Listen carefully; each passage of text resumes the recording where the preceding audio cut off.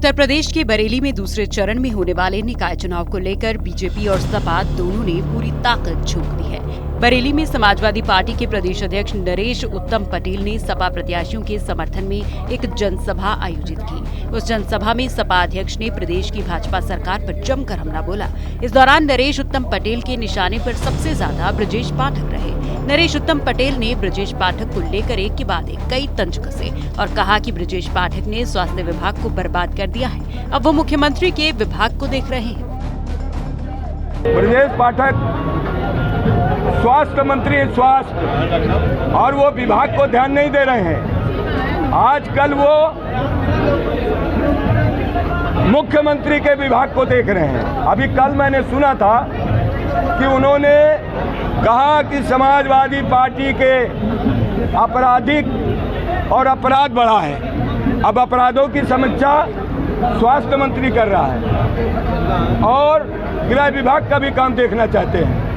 तो मैं उनसे कहता हूं कि स्वास्थ्य की सीमाएं देखो। उत्तर प्रदेश बहुत बड़ा है, यहाँ लोगों को दवा नहीं मिल रही है, उनके पास इलाज का पैसा नहीं है। आप उस पर बात करो, वहाँ तो बर्बाद कर दिया स्वास्थ्य विभाग को। इतना ही नहीं, नरेश उत्तम पटेल ने ब्रजेश पाठक को पलायनवादी बताते हुए कहा कि ये पलायनवादी लोग हैं, विभिन्न पार्टियों में जाने वाले हैं। समाजवादी पार्टी को न तुम्हारे पुरखे समाप्त कर पाए न तुम कर पाओगे। समाजवादी पार्टी एक आंदोलन है। समाजवादी पार्टी ने ही भारत को स्वतंत्रता दिलाई है और आप समाजवादी पार्टी को समाप्तवादी पार्टी बताते हैं। तुम पलायनवादी लोग, विभिन्न दलों में जाने वाले लोग समाजवादी पार्टी को न तुम्हारे पुरखे समाप्त कर पाए हैं और न तुम समाप्त कर पाओगे। समाजवादी पार्टी एक आंदोलन है। समाजवादी पार्टी ने भारत के स्वतंत्रता को दिलाया है और समता मूलक समाज समाजवादी पार्टी बनाएगी और ये पलायनवादी लोग दूसरे दल की तलाश करेंगे।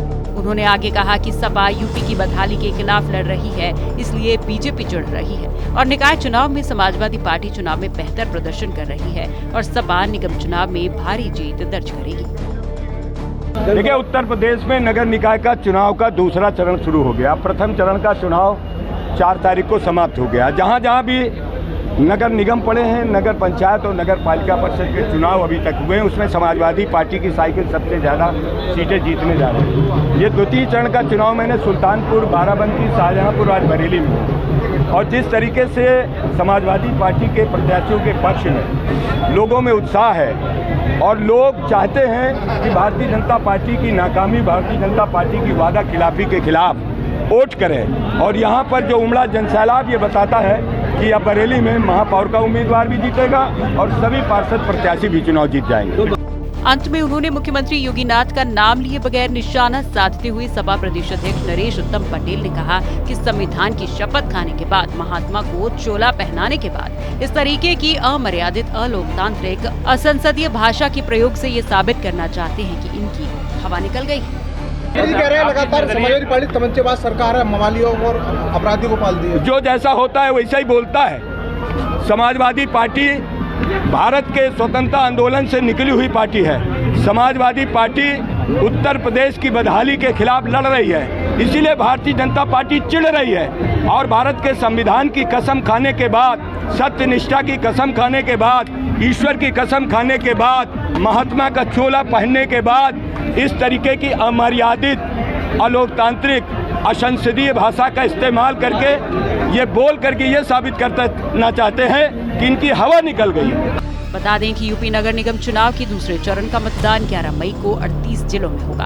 वहीं 13 मई को इस चुनाव के नतीजे आ जाएंगे। यूपी निकाय चुनाव के दूसरे चरण में गाजियाबाद, मेरठ, अलीगढ़, शाहजहांपुर, बरेली, कानपुर नगर और अयोध्या नगर निगम में चुनाव होने हैं।